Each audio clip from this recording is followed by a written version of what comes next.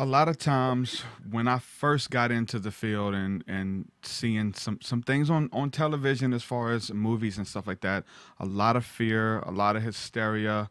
The movie Fire in the Sky, I seen that when I was maybe 7. That movie scared the hell out of me. You know that, and I know you mentioned the movie Communion with Whitley Strieber. That movie as well scared me. So when there was any talk of ET contact or seeing strange lights in the sky, immense fear came upon me. Even to when it was something that was calling me into the field to pursue it, there was still so much fear there that I would be abducted, taken away from my family, and never brought back. Where does that come into play with overcoming fear to say, like, many people say that ETs or aliens are demonic entities and they want to kidnap you. They want to do these things.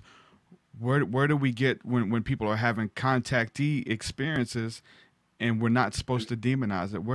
Where's that line there? People are scared to death.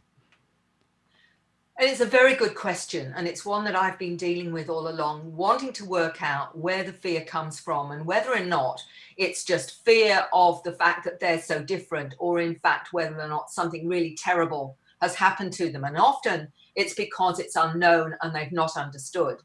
The trouble is with mainstream media, they have demonized it. They've made it this scary, they're out to get you.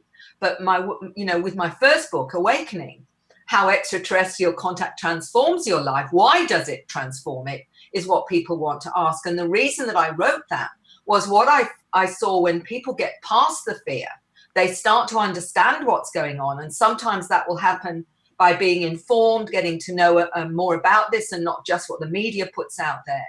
But also if they're exploring their own experiences, they have a kind of transformation that they realize has occurred because of their experiences. And by that, I mean they have enhanced psychic abilities. They find they're more ecologically conscious. They find they don't want to harm things. They're less aggressive. They find they have healing abilities. They find that they want to change the planet in a positive way.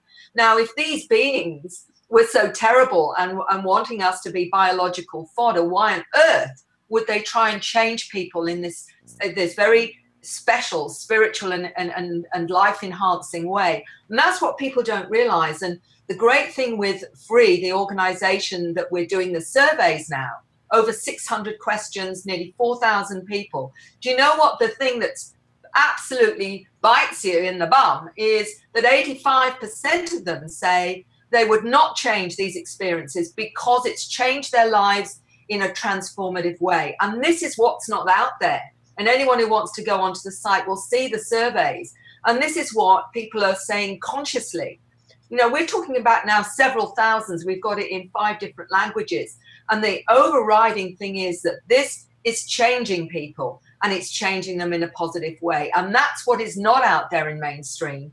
And that's why it has to be out in mainstream, because we've got to understand that although, the consensus is they're all out to get you, what we're finding is there's probably only about 10 to 15% that are scared. And often they're scared more because they don't know what's going on, or they don't understand, or they've had human types of fear-based things, which we call MyLab, that are orchestrated to create the fear. And people don't know about that. Exactly. So they think it's all the same thing. And you know what I'm talking about because you're an informed person. But that has been the most traumatic of all of those that have come to me, have been due to MyLab, not to the ETs. Yes. That right there is the whole thing that throws a wrench into the whole machine about this being demonic entities or something scary going on, because these people who are having these abduction scenarios have talked about waking up on a ship or in a doctor's office or someplace, waking up with beings around them, but also seeing people in military garb standing in the room watching everything happen. That's the whole MyLab experiments and stuff. And so there's something to that. These military induced abductions, and that's a whole nother story and a whole nother thing to go into. But I wanted to ask you, like, where does, like, as far as the whole contactee thing, because You know, we don't hear the term abduction anymore. When I was a kid, that was the buzzword. Watch out, you'll be abducted. And some people still hang on to that. But as far as in doing the research now, I don't hear the term anymore. I hear the term contactee or experiencer. Talk a little bit about how these different experiences are kind of morphing and changing just in the field in general.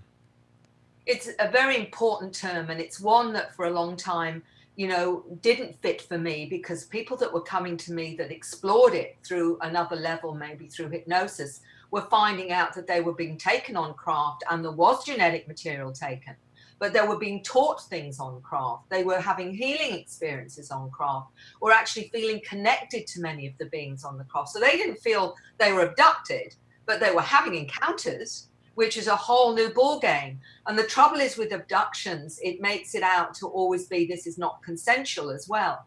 Well, many of them were finding that it was consensual.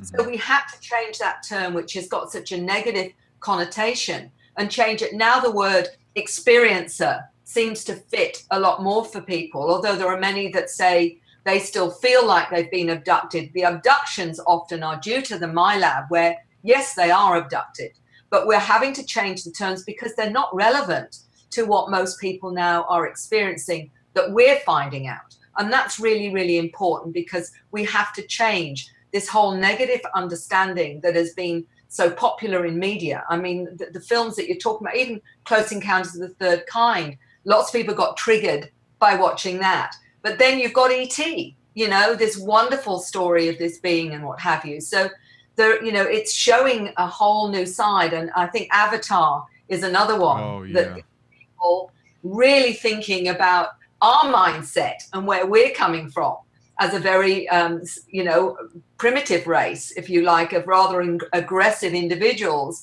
that still think in that kind of paranoia. We've really got to wake up and realize that this is the outcome of people who had these experiences, and it is completely different to what was understood a few years ago.